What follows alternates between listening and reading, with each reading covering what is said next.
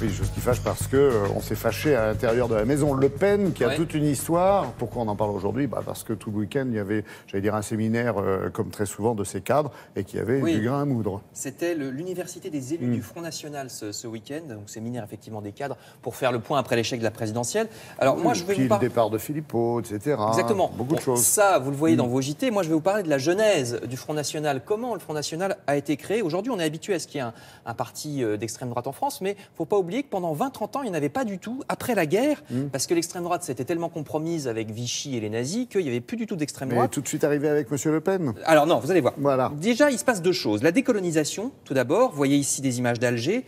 L'extrême droite ne supporte pas que la France se sépare de ses colonies. Donc ça va être une renaissance de l'extrême droite avec l'OAS, l'organisation armée secrète, qui veut garder l'Algérie française, qui ne va pas y arriver évidemment, et qui essayera d'assassiner même le président, le général de Gaulle à l'époque, responsable à ses yeux de la perte de l'Algérie. Donc déjà, c'est une première renaissance de l'extrême droite en France dans les années 60. Et puis la deuxième, c'est l'évolution des mœurs.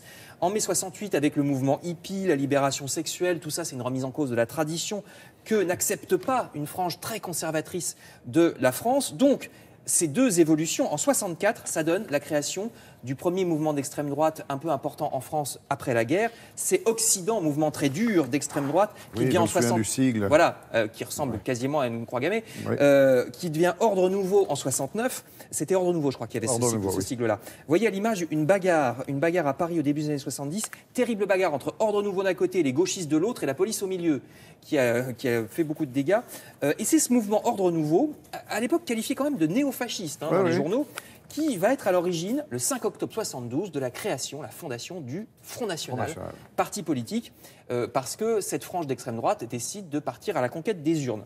C'est une réaction face à Valéry Giscard d'Estaing qui autorise l'avortement, qui facilite le divorce. Le droit de vote aussi. À 18 ans, c'est ça. La réaction aussi à la montée de la gauche dans les sondages, avec François Mitterrand qui va devenir le premier président de gauche de la Ve République. Donc l'extrême droite se dit, il faut quelqu'un pour nous incarner, quelqu'un qui a de l'expérience si possible. Et ce quelqu'un va s'appeler Jean-Marie Le Pen. Parce que l'expérience, il l'a. On l'oublie, mais regardez ces images des années 50. Dès les années 50, Jean-Marie Le Pen est député. Donc il a vraiment des heures de vol. L'extrême droite se dit qu'il a l'expérience pour être un chef. Au début, il n'est qu'un responsable du FN parmi d'autres, Jean-Marie Le Pen, mais il va s'imposer comme le grand chef. Et de plus en plus, quand la gauche accède au pouvoir, ça exacerbe le vote d'extrême droite. Ça va être les succès du Front National, les premiers succès au cantonal en 82, surtout en 1983, au municipal à Dreux. Vous allez voir le candidat Jean-Pierre Stirbois, qui est le premier candidat Front National dont on parle un peu, c'est en 83. Donc dans certains endroits, pas très nombreux, mais le FN commence à l'époque à avoir 10, 15, parfois 20% des voix. À tel point qu'en 84, le FN a des députés au Parlement européen et en 86, des députés à l'Assemblée nationale française.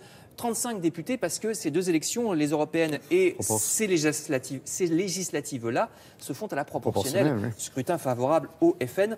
Donc vraiment, les années 80, c'est le moment où la plupart des Français qui ne connaissaient pas ce parti découvrent le Front National. Ça faisait 1% des voix dans les années 70, le FN. Et dans les années 80, ça émerge.